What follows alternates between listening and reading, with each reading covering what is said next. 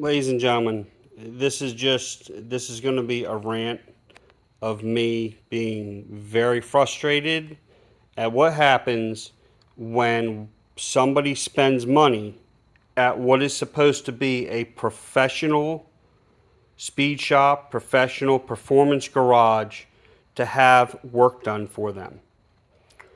This is a friend of a friend. He's got this 73 Corvette. The 454 that was in it allegedly dropped a cylinder just out of the blue for no reason. The guy barely ever drives the car. He's had it forever. So he has this shop put a brand new engine in. So this is a brand new 454 engine that is out of a pickup truck or some shit that they told them they had laying around. It was already rebuilt and everything, or it was in the middle of being rebuilt. So it's a stock rebuild, and they drop it in. He gets the car back, and the car's never been right. Fast forward 2 years now, and he's at a show, and I'm looking at it, and I'm like, dude, you shouldn't even be driving this thing. The way it's running, things I'm seeing disconnected. So it's just been sitting. So I tell my buddy, look, I feel bad for the guy. He dumped all this money into paying a shop to fix it. Bring it by, have him bring it by. I will take a look at it, and we'll see if we can get some of this stuff straightened out for him. So I've already been on this probably 30 hours now, fixing things on the engine, fixing things on the car, because he had work done on the car itself too. I mean, look at that quality work. We're going to replace the alternator, and instead of keeping the big block pulley off of the big block alternator, we're going to space the alternator forward using a couple of nuts. Because why not? That's professional. That's what a professional shop would do. It's supposed to be a brand new radiator. It's leaking down one of the bolt seams. And there's rust pitting where it looks like somebody spray bombed an old radiator. You open it up and it's already partially clogged. There's no way a 2-year-old radiator would be partially clogged with calcium and shit already. The belts, they're not even the right belts. The belt should not sit down inside a V-belt pulley like that. The belt should actually be sticking up a little bit from the top of the pulley. These belts are too skinny and they're the wrong length. I decided, let me throw the dwell meter and the timing light on it, because they didn't even have the vacuum hooked up. They had the EGR valve disconnected. They had the vacuum line disconnected from the distributor. They literally had the vacuum line running from one part of the carburetor back into another part of the carburetor. I mean, that's pure genius there. So this engine is supposed to be at 10 degrees. They had it set at, I have it written down, 32 degrees at idle with no vacuum advance hooked up. The dwell is supposed to be 30. They had the dwell set at 42. If you don't know what the dwell is, this has a points distributor. That's how long your points stay open. If it's not set right, the engine's not going to run right. It's just as bad as having the ignition timing off. So then everything is now set. I go to hook the vacuum up. Well, you can't hook the vacuum advance up because they dropped the distributor in the wrong place. So once you had it all timed, the vacuum advance was right here. There's no way to hook it up. All you have to do is go to a Chilton's manual and go to the tune-up page and look up the Corvette engines. It shows you what direction the distributor should be dropped into the engine and where number 1 should be on that cap when you drop it in to set your ignition timing. It's not rocket science. And then I pull the distributor the brand new gasket ripped apart because they probably dropped the distributor in while the paint was still wet on the damn engine. And, oh, wait. They used clear bathtub silicone to glue the China wall in at the back of the engine. So now that's going to cause an issue because he's put just enough miles on that I just drained out his braking oil. That's gonna break down, deteriorate. You cannot use bathtub silicone from Lowe's or Home Depot to glue stuff on an engine. I don't know what the name of this shop is, but I wouldn't recommend them to work on a damn bicycle for what I'm saying. I mean, these wires, I don't know if he paid to have them put these wires on. These are the tiniest, crappiest wires I've ever seen.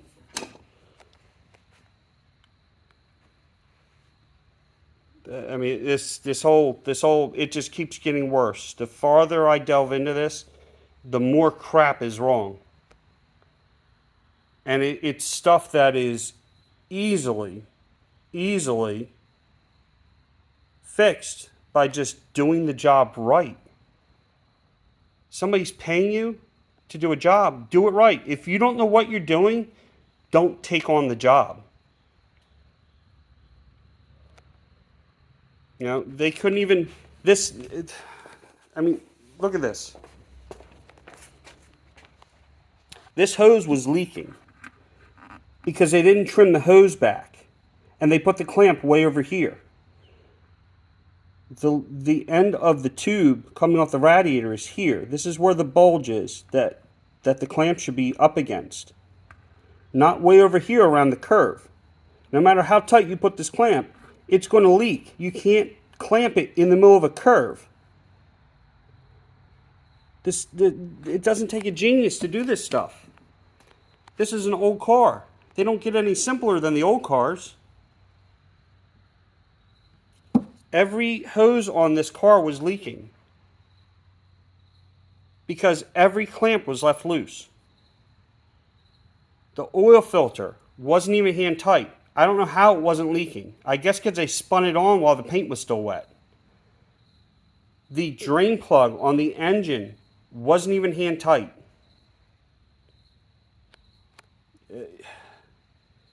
When you go somewhere to get work done, you really need to ask around about a shop, especially when you're spending a lot of money getting something like a big block replaced in a Corvette.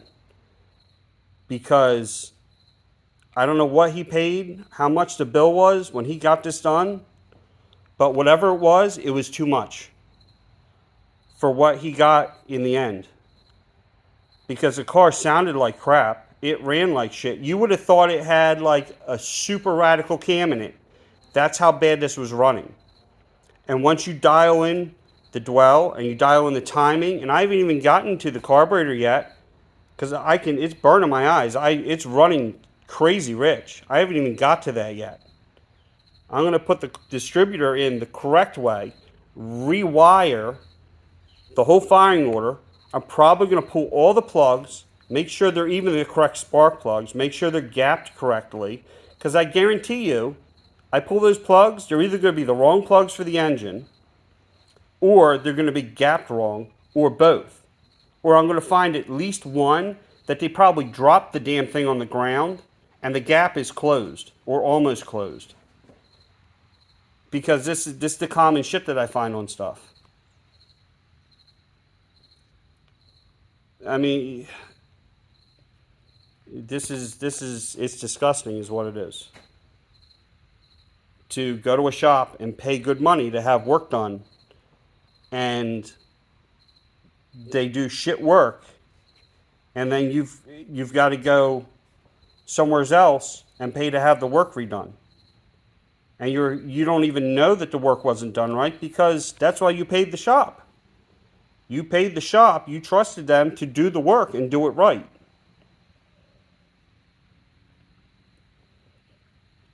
So there is just, and like I said, it just gets worse. The more I look at the more I look at all this stuff, the more I'm finding wrong, the more it has to be fixed. And the more time that's got to be spent going back and redoing things that were already paid to be done.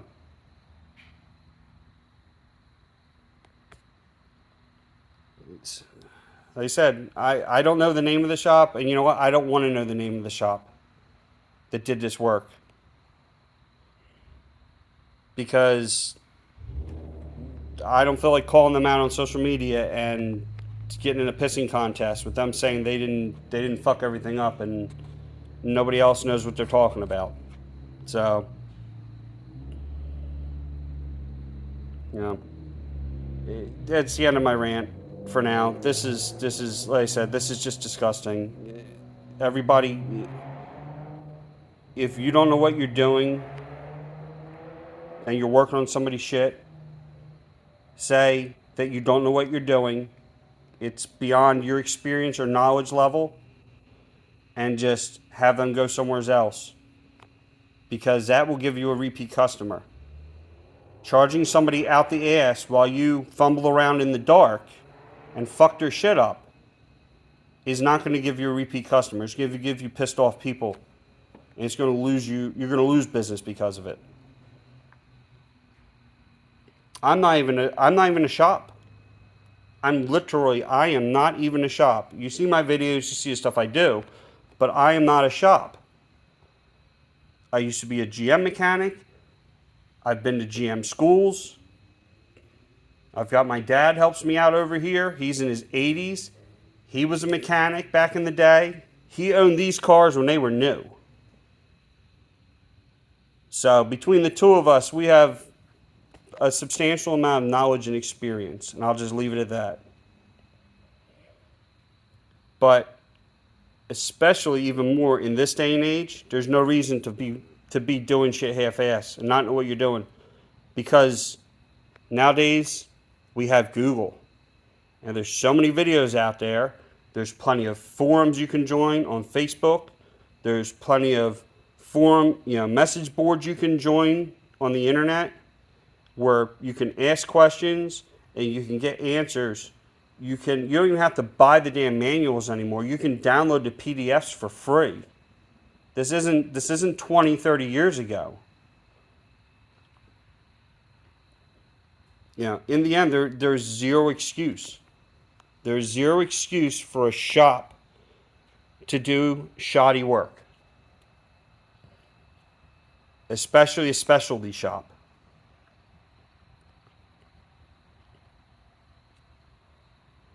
People, one of the guys that I watch on social media, he always says this, he's a gym guy, he always says you need to do better, and people definitely need to do better, because this is bad. This is just horrible. So, that's the end of my rant for now. Like and subscribe.